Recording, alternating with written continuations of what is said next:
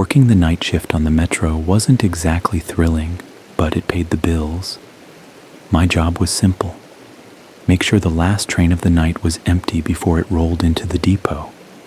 Most of the time that meant walking through silent, dimly lit carriages, kicking out the occasional drunk who had passed out, or a homeless person looking for shelter.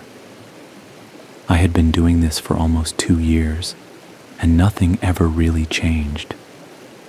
The same stale air, the same fluorescent flicker overhead, the same hum of the train coasting through the underground tunnels. It was predictable, comforting in a way.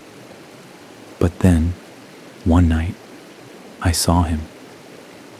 At first, I didn't think much of it. Just a man sitting at the far end of the last car, dressed in a dark, outdated suit. His head was slightly bowed, and he murmured something under his breath. It was common for people to talk to themselves, so I approached casually. "Sir, this is the last stop," I called out. "You need to exit the train." No response. I stepped closer. The air felt heavy, thick in my lungs. Something about him made me uneasy, though I couldn't quite put my finger on it. "Hey," I tried again. "You need to get off." Still nothing. His lips moved, whispering something too faint to understand. That's when I noticed it. His clothes. They weren't just outdated. They looked wrong. Dusty, stiff, like they had been sitting in a closet for years. His skin, though pale, seemed almost stretched too tight over his face. I reached out, hesitating for just a moment before tapping his shoulder. The moment my fingers touched the fabric of his suit, the whispering stopped. He lifted his head, and he looked right at me. His eyes, deep, sunken, lifeless. A terrible sinking feeling twisted in my stomach. Then, in the next blink, he was gone. The seat was empty. The train was empty. And I was suddenly very, very awake. I stood there, frozen. My fingers still tingled where they had touched his suit, as if I had just made contact with something that wasn't fully real. I scanned the empty carriage, my pulse hammering in my ears. There was no way he could have moved that fast. Nowhere he could have gone. The doors were closed, and I had been watching him the whole time. Maybe I imagined it. Maybe I was just too tired. I exhaled sharply and shook my head, trying to shake off the lingering unease. Grabbing my radio, I pressed the button. "Control, this is Martine. Train 473 clear. No passengers." A crackle of static. Then the dispatcher's voice came through. "Copy that. You're good to go." I hesitated. My eyes drifted back to the seat where the man had been sitting just moments ago. Something inside me screamed that I should say something, report what I had just seen. But what would I even say? That a man just disappeared into thin air? That I was seeing things? I kept my mouth shut. The train pulled into the depot and I finished my shift like usual. I told myself it was just exhaustion playing tricks on me. That was a lie. Because the next night, he was there again. Same seat, same dark suit, same lifeless expression. And this time, he was looking straight at me when I stepped into the carriage. I stopped cold the moment I saw him. He was already looking at me, his hollow eyes locked onto mine as if he had been waiting. The air felt heavier, thick like a stagnant fog, pressing against my chest. I swallowed hard and forced myself to step forward. "Sir," I said, my voice steadier than I felt. "You need to exit the train." No response. His lips were moving again, murmuring that same incoherent whisper. I strained to make out the words, but it was just a low, garbled hum. I stepped closer. The lights overhead flickered. Something about his presence made the space feel wrong, like I was standing in a place I shouldn't be, in a moment that didn't belong to me. The air smelled faintly of something metallic, old, stale. This time I didn't reach out to touch him. Instead, I tried a different approach. "Are you all right?" I asked, my voice quieter now. "Do you need help?" His whispering stopped. The silence that followed was absolute. Then, slowly, his mouth stretched into something that almost resembled a smile. A shiver crawled up my spine. His lips parted, just enough to let out a single raspy breath. "You're late." The train lurched. The lights flickered again, longer this time, plunging the carriage into near darkness for a fraction of a second. And when they came back on, he was gone. But his voice, that whisper, it was still there. And this time, it was coming from right behind me. Every muscle in my body locked up. The whisper was so close, too close, like warm breath brushing the back of my neck. My instincts screamed at me to turn around, to face whatever was behind me. But I couldn't. I wouldn't. The air had turned icy, the temperature dropping so fast that my breath came out in faint, visible puffs. The train was stopped. The doors were open. I could run if I wanted to, but I didn't move. Slowly, carefully, I reached for my radio, fingers trembling as I pressed the button. "Control," I whispered. "Is anyone else on this train?" A crackle of static, then, "Late." Not Control's voice, him. The radio slipped from my fingers, clattering onto the floor. I squeezed my eyes shut. It wasn't real. It couldn't be real. But then, the whispering changed. It wasn't words anymore. It was laughter, low, hollow, and wrong, and it was getting closer. I spun around. Nothing. The train was completely empty, except the seat where the man had been sitting before wasn't empty anymore. There was something there, something small, a piece of paper. With shaking hands, I reached down and picked it up. Scrawled in faded, uneven handwriting was a single sentence. "You were supposed to take the last train." I stared at it, my heartbeat thudding in my ears. I didn't understand. What did it mean? Then, the train's lights flickered once more, and in the reflection of the dark window beside me, there he was, standing right behind me. I couldn't move. The reflection in the window showed him standing directly behind me, so close that if I took a single step back, I would have touched him. But I didn't. I couldn't. His eyes, those hollow, sunken pits, weren't just looking at me anymore. They were looking through me, like I was the ghost, like I was the one who wasn't supposed to be here. The train doors hissed. They were about to close. Run. The thought hit me like a scream in my head. I didn't question it. I bolted. I leapt through the open doors just as they slammed shut behind me, turning back only when I was safely on the empty platform. My breath came in ragged gasps. The train's headlights flickered, and through the window, I saw him. He was still sitting in his seat, completely motionless, his empty gaze fixed straight ahead. But something was different now. He wasn't alone. The train car, which had been empty moments ago, was now full of people. Men, women, children, sitting perfectly still in the dim light.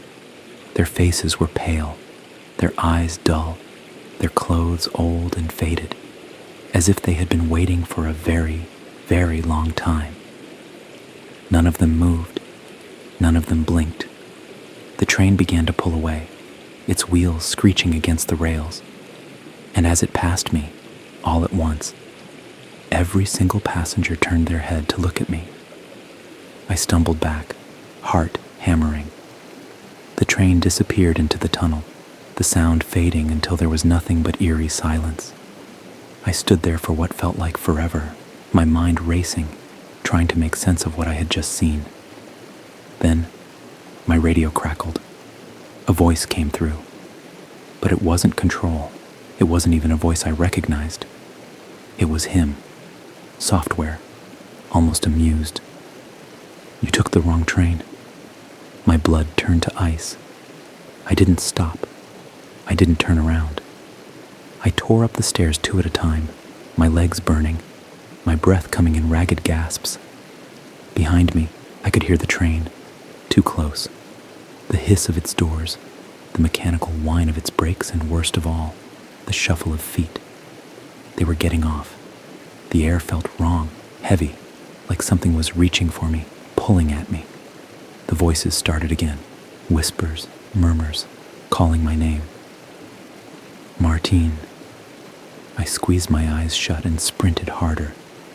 The stairs seemed endless. My legs felt like lead. My ears were ringing. Then, a hand grabbed my shoulder. Cold, wrong, fingers pressing into my skin like they had been waiting a long time to touch something real. I screamed and twisted free, nearly falling forward as I reached the top of the stairs. My feet hit solid ground, and suddenly I was outside. The crisp night air slapped me in the face. The street was empty, silent, the glow of streetlights flickering overhead. I turned back. The station entrance was dark, too dark, like something had swallowed all the light inside, like it was no longer a station at all, but a tunnel leading into a void. The train was gone. The whispers had stopped. I staggered backward, gasping for breath. My hands were shaking. My whole body was shaking. I had made it out. But the moment that thought crossed my mind, my radio crackled. That same distorted static. And then, in that familiar hollow voice, "You left your seat empty." The radio cut off, and then a train horn blared in the distance, but this time it was coming from the street behind me. I stared at my radio, heart pounding so hard it felt like it would crack my ribs. His voice had been clear, too clear, like he was right next to me. I fumbled to turn the radio off. My fingers felt numb, clumsy, but before I could even press the button, another sound came through. Not a voice, not static, a train horn. I looked up. The platform was empty, the tunnel dark and silent. The last train was gone. There wasn't another scheduled until morning, but I could still hear it, distant at first, a faint rumbling, the screech of metal on tracks, and it was getting closer. Number that wasn't possible. I took a step back, my hands clenching into fists to stop the shaking. Then, from deep within the tunnel, I saw them. Headlights, not the bright, steady beams of a normal metro train. These flickered, dim, uneven. And the moment I saw them, something inside me screamed, "Run!" I turned and bolted for the exit. My boots slammed against the concrete, the walls of the station stretching unnaturally long, as if the platform would never end. Behind me, the train was arriving, but it wasn't slowing down. I could feel it rushing toward me, feel the force of the air pushing against my back.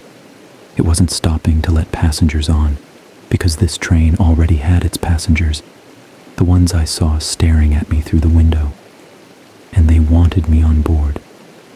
The exit stairs were just ahead.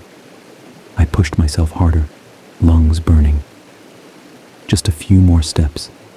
Then, just as I reached the first stair, I heard the doors of the train hiss open, and a voice, soft but undeniable, whispered right into my ear, "Your seat is waiting." The horn blasted again, rattling in my skull. It wasn't coming from the station. It was coming from behind me. I turned slowly, my breath caught in my throat. The street was empty. No cars, no people. Just an eerie, unnatural silence hanging in the cold night air. Then the ground trembled beneath my feet. A deep rolling vibration, like something massive was moving, something that wasn't supposed to be here. And then I saw it. The train. It was coming down the street. Not on tracks, not on anything. Just gliding silently over the pavement, headlights flickering, its metal body rusted and decayed. And through the windows I saw them, the passengers, pale faces pressed against the glass, empty hollow eyes, all fixed on me. My stomach twisted, my mind screamed at me to run, but I couldn't.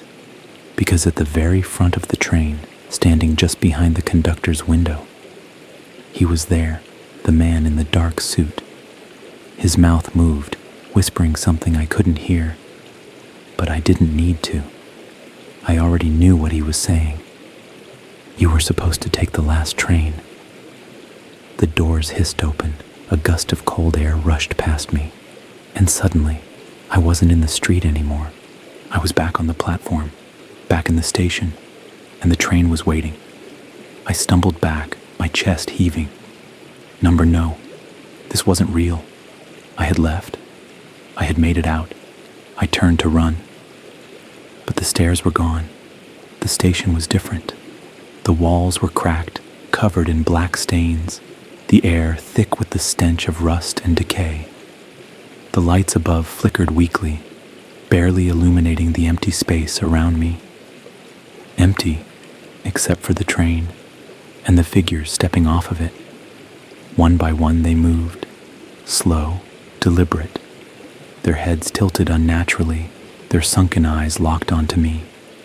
They weren't just watching anymore. They were coming for me. The man in the suit was the last to step out, and this time, he wasn't whispering. He spoke. "There is no leaving," he said, his voice smooth, hollow. "Not for you." The train horn blasted again, the sound vibrating deep in my bones. The station flickered, reality twisting, warping. And then, darkness. The next morning, the station opened like normal. Commuters flooded in, stepping onto the first train of the day. No one noticed the new passenger sitting in the last car. A man in a dark, outdated suit, murmuring softly to himself, waiting for the next one. I always felt like something was off about it. My parents would laugh whenever I mentioned the strange noises at night or the way the air seemed heavier in certain rooms. They said it was an old house, that creaks and drafts were normal. But they never explained why I would wake up some nights to the sound of scratching beneath the floorboards. Not rats, not pipes, something deeper. I moved out as soon as I was old enough, leaving the house and its oppressive atmosphere behind. But when my father passed last month, the house became mine. It was too much of a hassle to sell immediately, and I figured I'd just stay there for a while, sort through my father's things, and then decide what to do. The moment I stepped inside, the air felt thick, stagnant. Dust floated in the dim sunlight, cutting through the curtains. The house smelled like time had been sitting still, waiting for me. Everything was just as I remembered, except for one thing. In the hallway leading to my old bedroom, there was a door that had never been there before. It was small and blended almost perfectly into the wooden wall, as if it had been part of the house all along. I ran my fingers over the edges. The wood was smooth, no signs of recent construction, no hinges visible, just a cold brass handle. I didn't open it, not yet, but something about it felt wrong. I told myself I was imagining things. Maybe it had been there all along and I had just forgotten. Maybe my father had added it at some point and never mentioned it. But deep down, I knew that wasn't true. That night, as I tried to sleep in my old bedroom, the house felt heavier than before. The silence wasn't peaceful. It was expectant, like the walls were listening. Then, around 3 a.m., I heard it. A sound I hadn't heard since I was a child. Scratching. But this time, it wasn't beneath the floorboards. It was coming from the door. A slow, deliberate scraping, like nails dragging against wood. I sat up in bed, my pulse hammering in my ears. I wanted to believe it was my imagination, that I was just tired and paranoid. But then, as I held my breath, the handle of the door turned. Not a full turn, just enough to make a soft metallic click. I didn't move, didn't breathe. Then, after a long pause, the scratching resumed. Something was inside, and it wanted out. I don't remember falling asleep that night. One moment, I was staring at the door, frozen in fear. The next, I woke up to weak sunlight pushing through the blinds, my body aching like I had been holding tension for hours. For a moment, I convinced myself it had been a dream, that the scratching, the turning handle, the overwhelming sense of something waiting had all been a product of my exhausted mind. But when I stepped into the hallway, my stomach dropped. The door was open, not wide open, just slightly ajar. A thin black sliver of space gaped between the wood and the frame, like an invitation. I stood there for what felt like minutes, trying to decide what to do. A normal person would probably call someone, get the house checked out, maybe even leave. But I had never been normal about this house. Taking slow, careful steps, I reached for the edge of the door and pulled it open. A staircase. It descended. That didn't make sense. The house had no basement. There had never been stairs here before. Not in all the years I had lived here. But there it was, stretching down into complete darkness. The steps were made of old, uneven stone, rough and worn as if they had been used for centuries. A thick, damp smell rose from below, a mix of earth and something rotten. I should have closed the door and walked away. Instead, I grabbed my phone, turned on the flashlight, and stepped inside. The first thing I noticed was that the air felt heavy, not just humid, thick, almost like I was moving through water. My skin tingled as I descended, the light from my phone barely cutting through the dark. The staircase twisted slightly as it went down, disappearing into the shadows. I counted each step. 1, 2, 3. By the time I reached 30, the air had turned freezing. My breath misted in front of me. The walls, once rough stone, had become smooth and damp, like something had been licking them clean. At step 55, I saw the first markings. They were scratched into the walls, symbols I didn't recognize, jagged and crude, some overlapping others as if they had been carved at different times. Some looked ancient, worn down by time. Others seemed fresh. I swallowed hard, trying to ignore the growing pit of dread in my stomach. Then, at step 63, my phone's flashlight flickered, and for the first time, I heard it. A breath, not mine, coming from the dark below. I froze. The breath was slow, deep, and wrong. It had a wet, rattling quality, like something with too many lungs was struggling to inhale. My body screamed at me to turn back, to run, but my legs wouldn't move. It was as if the very air around me had thickened, turning into invisible hands, pressing against my skin, holding me in place. Then, I heard the whisper. It wasn't in any language I recognized, but it was close to something human. A low, guttural murmur that seemed to echo from the walls themselves, crawling into my ears and settling inside my skull. I staggered back, my phone trembling in my grip. The flashlight flickered again, and for a split second, I saw it.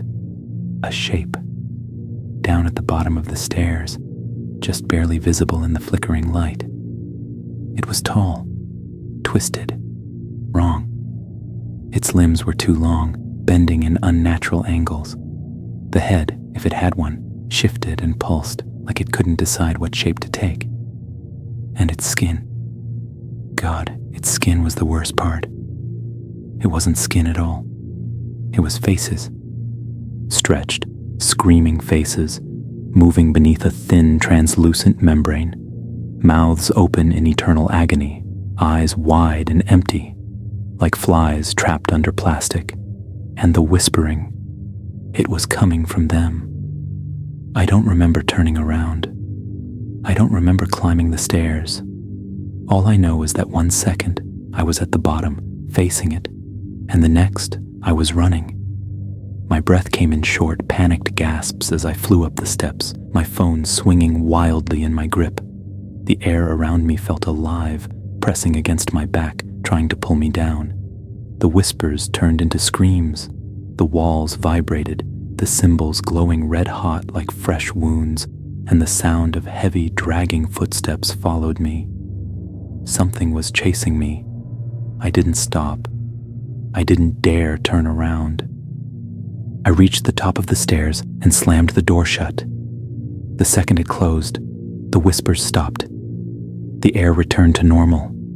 The silence was deafening. For a long time, I just stood there, forehead pressed against the door, trembling. My heart was still hammering, my entire body coated in a cold sweat. Then slowly, I turned the handle. The door didn't budge. I tried again. Nothing. The door was gone. Just a wall, like it had never been there at all. I stumbled back, staring at the smooth wooden wall where the door had just been. My breathing was ragged, my mind racing to make sense of what had just happened. The door had been here, the stairs, the thing at the bottom. It had all been real, hadn't it? I placed my hands against the wall, running my fingers over the surface. No seam, no indentation, nothing, just solid wood. My pulse pounded in my ears as I turned, my legs unsteady. I needed to leave. Now I barely remember grabbing my keys, shoving my phone into my pocket, and rushing out the front door. The air outside was cold and crisp, so different from the suffocating atmosphere inside the house. I stood on the front steps, gulping in fresh air, trying to steady my nerves. I wasn't staying here. Not another second. I got into my car, hands shaking as I shoved the key into the ignition. The engine roared to life, but just as I put the car in drive, I made the mistake of glancing up at the house, and I saw it, in the second-floor window, looking down at me. A shadow. Still. Watching. My stomach lurched, and I slammed my foot on the gas, peeling out of the driveway so fast my tires screeched against the pavement. I didn't stop driving until I reached a motel miles away. I barely slept that night. Every time I closed my eyes, I saw the faces. The stretched, screaming faces. I kept telling myself I wouldn't go back, that I would hire someone to sell the house, burn it down, anything but step foot inside that place again. But when I woke up the next morning, my phone was buzzing. A notification, a new voice memo, from my own number. I hadn't recorded anything. With a sinking feeling, I pressed play. At first there was only static, then a slow, ragged breath, then a whisper, familiar, wrong, and then a voice I hadn't heard in years, a voice that shouldn't be alive. Come back home. I dropped the phone. The voice. I knew that voice. It was my father. But it wasn't him. It couldn't be. He was dead. Buried. And yet, here he was, whispering from the other side of the speaker, his voice barely recognizable beneath the layers of static and distortion. I sat there, frozen on the motel bed, staring at the phone as if it would come alive in my hands. The message had been recent, sent just minutes before I woke up. I played it again. The breathing, the whispering. Come back home. A deep, suffocating dread settled over me. Something in that house was calling me back. And the worst part, I felt it pulling. I should have ignored it. I should have thrown my phone out the window, driven across the country, and never looked back. But I didn't. I told myself I just needed closure, that I would go back in daylight, just long enough to grab some papers, some old photos, and burn that place to the ground if I had to. By the time I reached the house, the sun was just beginning to set. The shadows stretched long across the yard, and the house stood there, waiting. The front door was unlocked.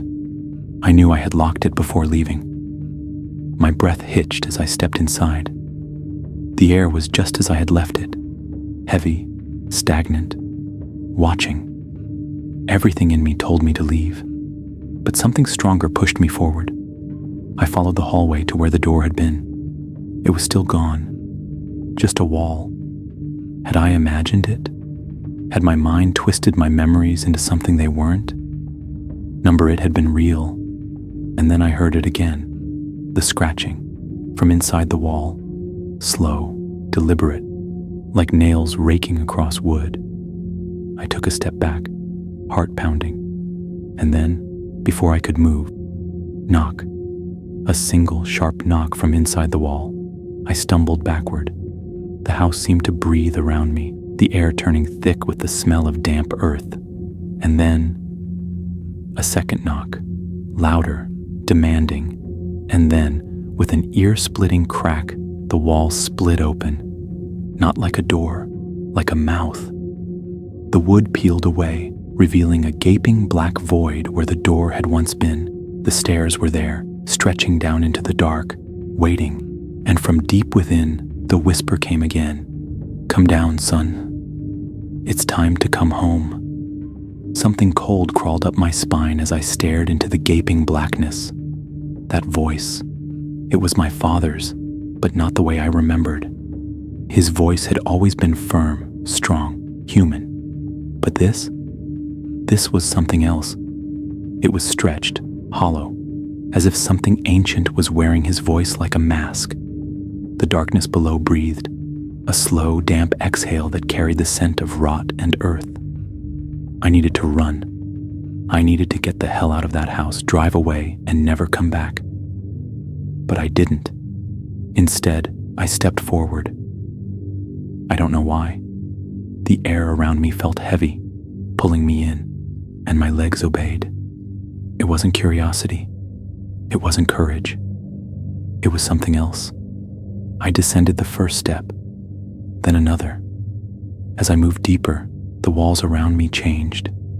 The wooden beams gave way to stone, damp and slick, as if I were walking down into the open mouth of something alive. The further I went, the colder it became, the air thickening into a suffocating pressure. I tried counting the steps again. 1, 2, 3. By the time I reached what should have been the 30th step, I realized something wasn't right. I turned, shining my phone's flashlight up the way I had come. The stairs were gone, just blackness, no walls, no ceiling, no way back. My breath hitched, my hands trembled. That's when I saw them, the faces. Not just one, hundreds, no, thousands, pressed against the stone walls, their features twisted in silent, open-mouthed screams. Their skin was melded into the rock, like they had been swallowed. Some were missing eyes, their sockets hollow and endless. Others had too many, staring at me, pleading. A wet, scraping sound echoed from the darkness ahead. Then, a slow, shuffling step. Something was moving, and it was coming toward me. I tried to move, tried to turn, but the air held me still. Then, just at the edge of the flickering light, it crawled into view. It wasn't my father, not anymore.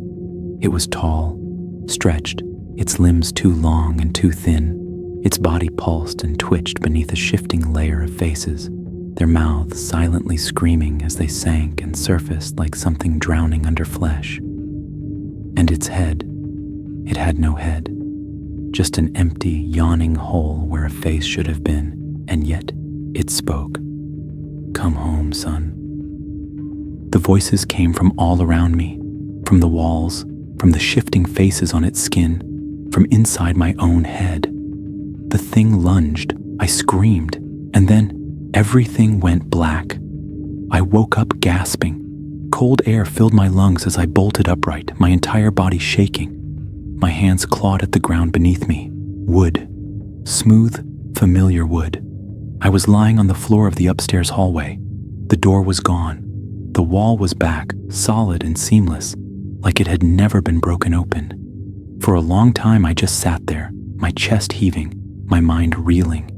The thing, the faces, the darkness, had it all been a hallucination? A dream? Then I looked down. My shoes were covered in dirt, and clutched in my trembling hand was something I didn't remember grabbing. A scrap of paper, old and yellowed. It had writing on it, faded, barely legible, scrawled in frantic, uneven strokes. Do not listen to him. Do not go down. You are not the first. My stomach twisted. I flipped the paper over, my breath catching in my throat. There, scribbled on the back in, what looked like dried blood was a single word. Run. I didn't hesitate. I scrambled to my feet, grabbing only my keys and phone before sprinting for the door. I didn't look back. I couldn't. I tore out of that house, my pulse pounding so hard I could barely breathe. I drove. I didn't care where, just away, as far as possible. Days passed. I checked into another motel, this time in a different state. I didn't talk to anyone, didn't tell a soul what had happened. Then, late one night, my phone buzzed. A new voice memo. My stomach turned to ice. I stared at the screen, my hands clammy and trembling. The message had no sender, no number, just a file. I didn't want to listen. I shouldn't have. But I pressed play. At first, only silence. Then, the faintest sound of breathing. Slow, wet, wrong. And then, a voice. A voice I will never forget. You never left.